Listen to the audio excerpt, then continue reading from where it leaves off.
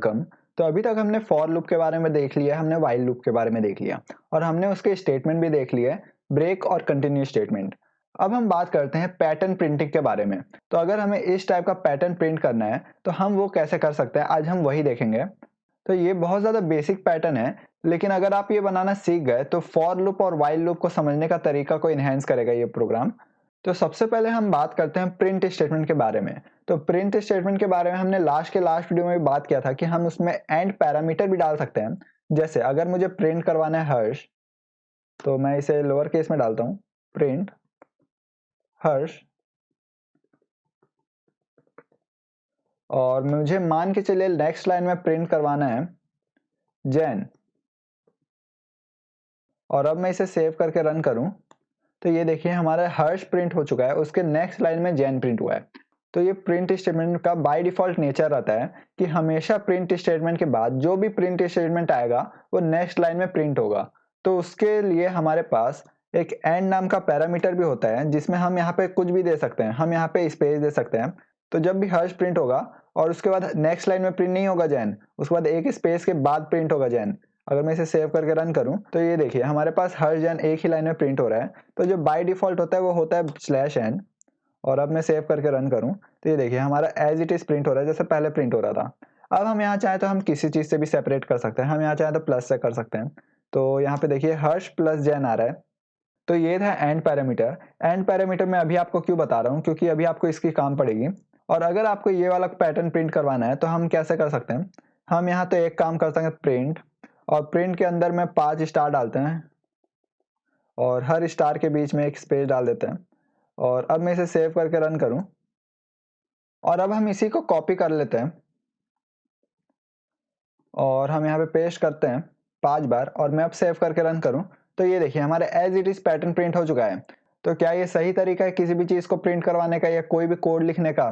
ये देखिए हमने एक ही लाइन को कई बार रिपीट किया है, और हमने डाई प्रिंसिपल वाले वीडियो में देखा था कि हम किसी भी चीज को एक से ज्यादा बार रिपीट नहीं करना चाहते हैं। तो हम क्या कर सकते हैं, हम उसके लिए फॉर लूप लगा सकते हैं। तो हम यहाँ पे भी फॉर लूप लगा सकते हैं। हम यहाँ लिखते हैं फॉर आई इन रेंज, और रेंज हम कहां से कहां तक देना चाहते हैं। अगर हमें 5 रो प्रिंट करवाना है तो हम यहाँ पे 1 से लेके 6 तक दे सकते हैं। तो 1 से लेके 6 तक देने का क्या मतलब हुआ, यहाँ पे 5 बार लूप चलेगा। ओके, और यहाँ पे मैं इसे इंडेंट करता हूँ और अब मैं सेव करके रन करूँ तो ये देखिए हमारे पास एज इट इज आंसर आ चुका है। लेकिन हमारे पास यहाँ पहले 5 लाइन का कोड था, अब हमारे पास सिर्फ 2 लाइन का कोड है।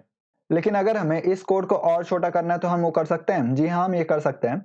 हम यहाँ पे मान के चलिए सिर्फ और सिर्फ एक बार स्टार लिखना चाहते हैं, फिर भी हम ये पूरे पैटर्न को प्रिंट कर सकते हैं। जी हाँ, हम ये कर सकते हैं। अगर मैं अब इसे सेव करके रन करूँ तो क्या आंसर आएगा, ये देखिए हमारे पास पूरा एक कॉलम प्रिंट हो चुका है। तो सबसे पहले हम यहाँ पे एंड स्टेटमेंट लगाते हैं, end is equal to space. Space करने से क्या होगा, अगर मैं सेव करके रन करूं तो यहाँ पे एरर आई है क्योंकि हम यहाँ पे डबल इक्वल टू लगाए हैं, यहाँ पे सिंगल इक्वल टू होगा। और मैं सेव करके फिर से रन करूं तो यहाँ पे देखिए एक बार पूरा रो प्रिंट हो चुका है। तो हमने अभी क्या किया है, हमने सिर्फ और सिर्फ एक स्टार से पूरा रो प्रिंट करवा दिया है। और अगर हमें पूरा का पूरा पैटर्न प्रिंट करना है तो हम एक काम कर सकते हैं, इसे कॉपी करें, फिर इसे मैं पेस्ट करता हूँ, फिर पेस्ट करता हूँ, फिर मैं पेस्ट करता हूँ, और अब मैं सेव करके रन करूं तो ये देखिए हमारे पास एक ही लाइन में पूरा प्रिंट हो रहा है। तो इससे बचने के लिए हम क्या कर सकते हैं, हम हर फॉर लूप के आगे में प्रिंट स्टेटमेंट लगाते हैं, और मैं इसी को कॉपी करता हूं।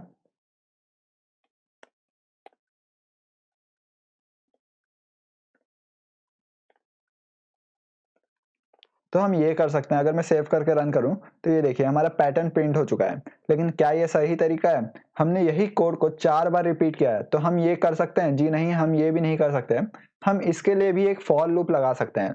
तो हमने यहाँ पे फॉर लूप को पहले ही यूज किया है, तो हम यहाँ पे और कैसे फॉर लूप को यूज कर सकते हैं, हम यहाँ पे नेस्टेड फॉर लूप को यूज कर सकते हैं। जैसे हमारे पास नेस्टेड इफ एल्स थे, वैसे ही हमारे पास नेस्टेड फॉर लूप भी होते हैं, और वैसे ही हमारे पास नेस्टेड व्हाइल लूप भी होते हैं। तो इस वीडियो में हम नेस्टेड फॉर लूप के बारे में बात करेंगे, और अगले वीडियो में हम नेस्टेड व्हाइल लूप के बारे में बात करेंगे। तो हम यहाँ पे इसको इंडेंट करते हैं, और यहाँ पे मैं फॉर लूप लगाता हूँ, फॉर जे इन रेंज। और रेंज कहाँ से कहाँ तक देनी है, हमें रेंज 1 से लेके 6 तक देनी है। तो हम यहाँ पे ये कर सकते हैं। तो इससे क्या होगा, सबसे पहले जे वाला लूप चलेगा, और फिर आई वाला लूप चलेगा, और फिर हमारा पैटर्न प्रिंट होगा, और यहाँ पे प्रिंट स्टेटमेंट प्रिंट होगा।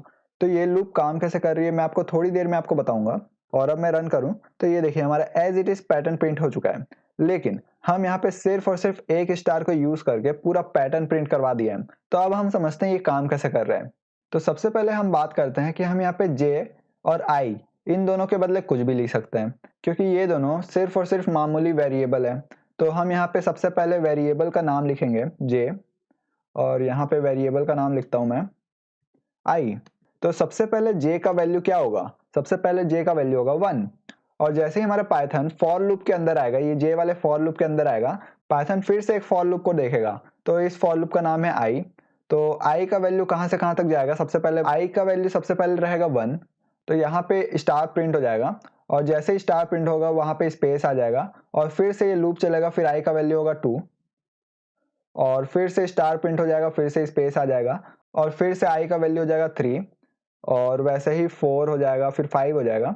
और जैसे ही हमारा आई का वैल्यू 6 होता है तो यहाँ पे देखेगा कि हमारा 6 जो है वो हमारे रेंज में है ही नहीं। तो हमारा पाइथन का इंटरप्रेटर इस फॉर लूप के बाहर आ जाएगा। जब ये फॉर लूप के बाहर आ जाएगा तब सबसे पहले प्रिंट स्टेटमेंट को रन करेगा, और फिर देखेगा कि हमारे पास जे लूप भी तो है, तो फिर जे का वैल्यू कर देगा 2, और फिर से पाइथन का इंटरप्रेटर अंदर चल जाएगा और फिर से देखेगा कि आई लूप है, तो फिर से आई का वैल्यू होगा 1, फिर 2, फिर 3, फिर 4, फिर 5। तो ऐसे चलते जाएगा, फिर से एक लाइन प्रिंट हो जाएगा, फिर ऊपर जाएगा, फिर इसका वैल्यू हो जाएगा 3, और फिर से हमारा एक लाइन प्रिंट हो जाएगा, फिर इसका वैल्यू हो जाएगा 4, फिर इसका वैल्यू हो जाएगा 5। तो जब इसका वैल्यू 6 हो जाएगा तब इस वाले लूप से भी बाहर आ जाएगा हमारा पाइथन का इंटरप्रेटर। और अब मैं इसे सेव करके रन करूँ तो ये ऐसे ही काम कर रहा है। तो सबसे पहले आई का वैल्यू जब 1 था तो ये प्रिंट हुआ, फिर आई का वैल्यू 2 हुआ तो ये प्रिंट हुआ, फिर 3, 4, 5, और फिर जब जे का वैल्यू 2 हो गया और आई का वैल्यू फिर से 1 हो गया तो हमारे ये वाला लाइन प्रिंट हुआ है, और फिर ये वाला लाइन प्रिंट हुआ है, फिर ये। तो आई होप आपको पैटर्न प्रिंटिंग का ये वाला क्वेश्चन समझ में आ चुका होगा। तो अगर आपको पैटर्न प्रिंटिंग के बारे में और जानना है और कॉम्प्लेक्स पैटर्न को प्रिंट करने हैं तो आप कमेंट सेक्शन में जरूर बताएं, क्योंकि पैटर्न प्रिंटिंग समझने से आपका फॉर लूप और वाइल लूप इन दोनों अच्छे से क्लियर हो जाते हैं। अब हम इसमें मॉडिफाई करते हैं कुछ। अगर मैं यहाँ पे आई लूप में लगाता हूँ 1 से लेके 3, और अब मैं इसे सेव करके रन करूँ तो ये देखिए हमारे पास क्या आंसर आ रहा है। हमारे पास सिर्फ और सिर्फ 2 कॉलम प्रिंट हो रहा है। तो हम यहाँ पे 6 लिखते हैं, और जे लूप में 1 से लेके 3 लगाते हैं, और अब मैं सेव करके रन करूं तो ये देखिए हमारे पास 2 रो प्रिंट हो रहा है। तो इससे हम क्या समझ सकते हैं कि जो अंदर वाला जो लूप होता है वो हमेशा रो को रिप्रेजेंट करता है, और जो बाहर वाला लूप होता है वो हमेशा कॉलम को रिप्रेजेंट करता है। तो हमारे पास यहाँ पे सिर्फ और सिर्फ 2 रोज बने हैं, और एक रो में कितने स्टार हैं, एक रो में 5 स्टार हैं। तो 5 स्टार कहाँ से आए, 5 स्टार यहाँ से आए हैं। और अगर मैं यहाँ पे 6 करता हूँ तो हमारे पास ये देखिए हमारे पास ये आउटपुट आ रही है। तो आई होप आपको ये प्रोग्राम समझ में आ चुका होगा। Thank you for watching this video, and please like my video and subscribe to my channel for more quality content.